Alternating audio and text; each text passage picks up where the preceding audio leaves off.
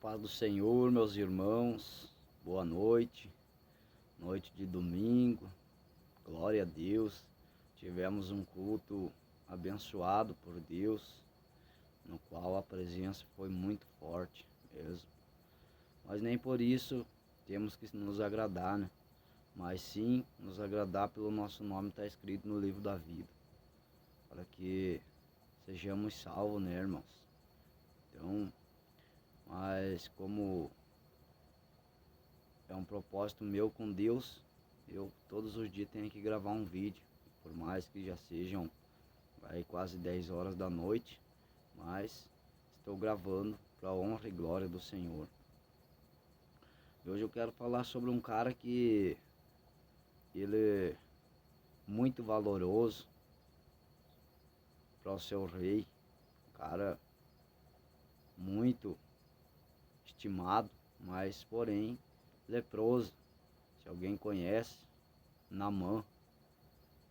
A palavra se encontra em 2 Reis, capítulo 5, que vai dizer o seguinte para nós. E Naamã, chefe do exército do rei da Síria, era um grande homem diante do seu senhor, e de muito respeito, porque por ele o Senhor dera livramento aos sírios. Ó, irmãos, escute para vocês verem. Porque por ele o Senhor dera livramento aos sírios. E era este varão homem valoroso, porém leproso. Naquela época, irmãos, quem tinha lepra era a mesma coisa, tinha o mesmo valor que um cachorro hoje em dia, para nós. Porque sim, adoramos os animais, mas é daquele jeito, né, irmãos? Então, Naamã era menos que um cachorro, se soubessem, né? Mas a palavra nos diz que ninguém sabia que ele tinha essa lepra, só ele mesmo. E Deus, eu acredito, porque a palavra nos diz que ele chegava das guerras, ele, sua mulher, na verdade, sabia também, né? Chegava das guerras quando ele tirava o capacete e as roupas. A palavra nos diz que saía pedaços de feridas, grudado com a sua pele.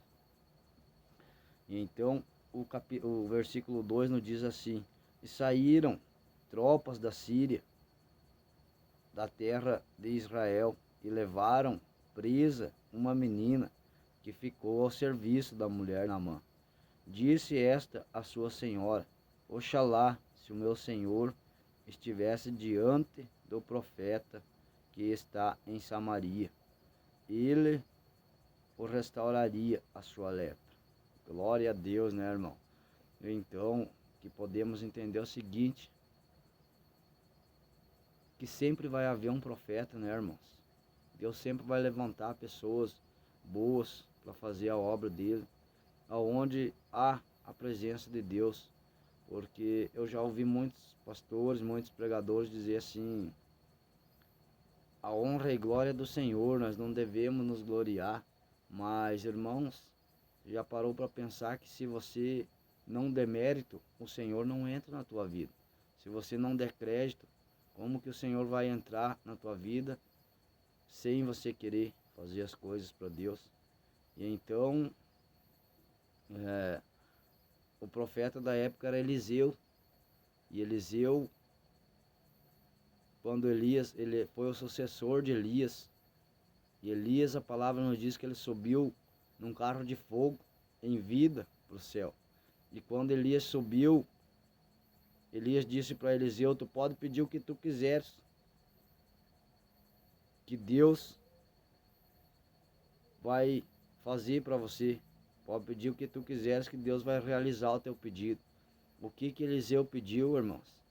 Talvez se fosse eu, se fosse você, o que nós ia pedir? Talvez nós fosse pedir prata, ouro, riqueza, mas Eliseu não, irmãos, porque ele tinha presenciado a glória do Senhor em Elias, porque ele tinha visto tantos feitos que Deus fazia para Elias.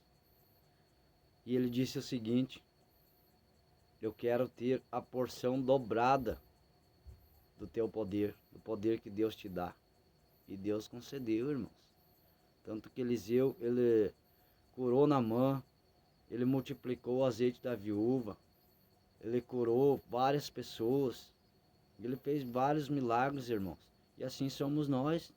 Se você pedir dinheiro, carro, prata, ouro, Deus até te dá, porque Deus é bom, mas do que adianta, né? Eu ter tudo isso, se eu não posso ajudar uma pessoa que está doente. Então eu peço para o Senhor sempre que Ele me dê a porção dobrada que estava em Eliseu, a porção dobrada que estava em Elias, porque quero ser um profeta na palavra do Senhor. E a palavra nos diz que Naamã, ele era leproso. E aí essa menina que foi de Israel, significa o crente, irmãos, que sempre fala do profeta, sempre fala de Deus. Lá tem um profeta assim, assim. Por exemplo, eu sou crente, eu digo meu pastor, porque o meu pastor ele tem o dom da cura, irmãos.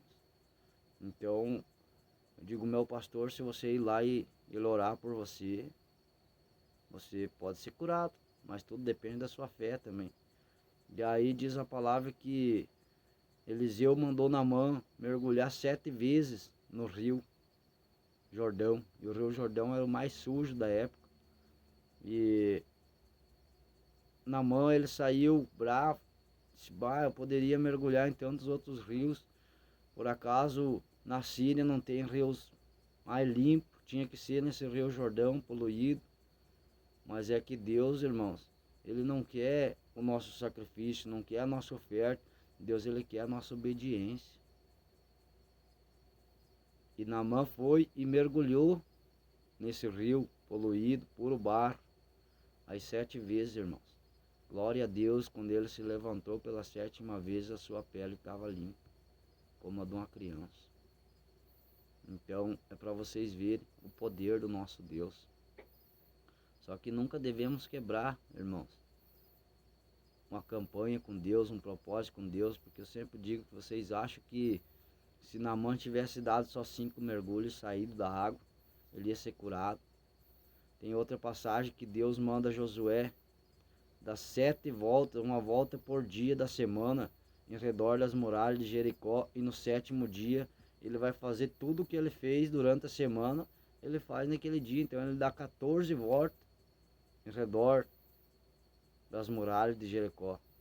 Eu não sei bem o certo se é 13 ou 14, mas é essa base mais ou menos. E vocês imaginam na cabeça de vocês, se ele tivesse dado 4 voltas e parado, as muralhas iam cair. Se ele tivesse atacado por conta, sem obedecer a ordem do Senhor, ele tinha prevalecido.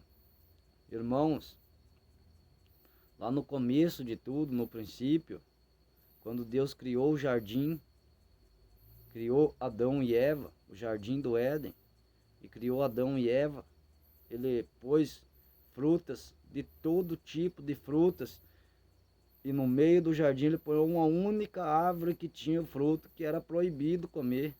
E o que Eva fez? Foi comer aquele fruto. E hoje nós somos diferentes, irmão. Só basta nós obedecer, mas nós queremos fazer só o que é proibido para Deus. Aí os 10 mandamentos falam o seguinte: honra teu pai e a tua mãe. Nós já começamos por ali.